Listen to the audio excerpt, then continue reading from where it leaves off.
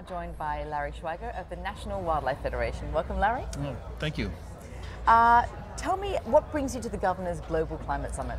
Well, I was pleased to be invited by the governor and by the other governors to speak about wildlife and wildlife adaptation and how climate change is impacting the future for wildlife, not just in America, but in the entire world. Sorry, we're just filming. Excuse me. We're filming right now. I'm sorry. We might have just start again. Okay. Yeah. Larry, what brings you to the Governor's Climate Summit? Well, I was pleased to be invited by the governor, and in fact all the governors, to speak about wildlife, the impact of climate on wildlife, and the need for adaptation so that we can help wildlife to adjust to a warming world. There's a number of species at risk. It ranges somewhere between 19 and 37% of the entire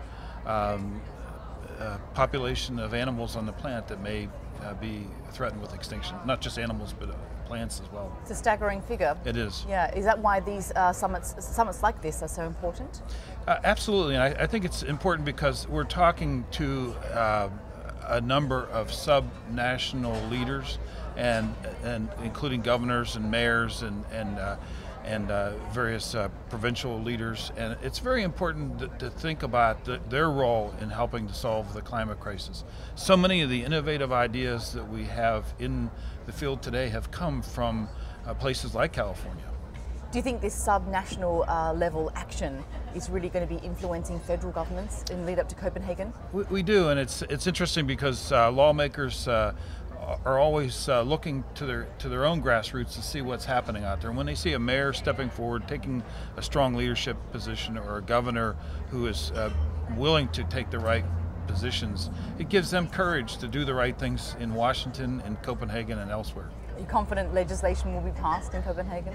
I think we need to move quickly on a climate bill in Washington. We need to do that by Copenhagen.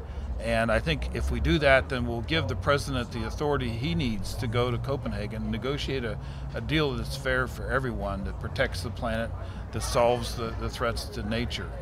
Nature is obviously key. Now, you have written a book on this issue. Can you give me a brief description of it? Yes, I wrote a book. It's called Last Chance: Saving Life on Earth, because there are so many species at risk in the climate crisis.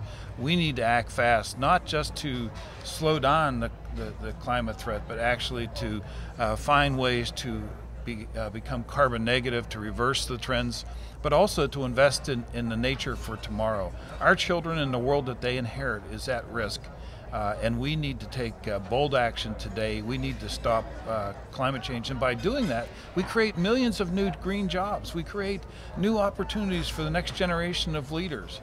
We reinvent our nation's energy economy. The old energy economy is not working. Anyone who steps back and looks at it, it's not working. And so this is our opportunity to invent a new pathway forward and to solve the climate crisis, to save the nature that I love and care for. Sounds like a fascinating read. Thank you so much, Larry. Thank you for your time. Thank you so much. Cheers.